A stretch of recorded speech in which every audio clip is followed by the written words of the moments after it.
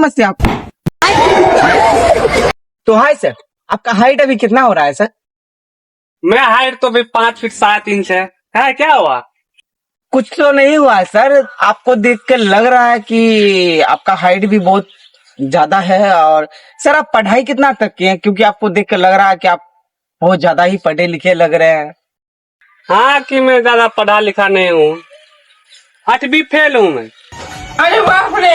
आप जो सर बोल रहे हैं कि आप 8वीं फेल है, देखकर तो नहीं लग रहा आपको। मगर हमको लग रहा था कि हाँ आप बहुत बड़े पढ़े लिखे हैं, यूएस में रहते हैं। सर आप जो बोल रहे थे कि यूएस में आप जॉब भी करते हैं, शायद वहाँ बाथरूम तो साफ नहीं करते होंगे ना आप? ए, 2-3 कमा लगा दूं, ज्यादा हीरो नहीं बनना है तू। आप ऐसा कैसे बोल सकते हैं सर 2-4 कैमरा के बारे में? यूएस में तो खुद बाथरूम साफ करते हैं। हाँ, क्या समझते हैं आप?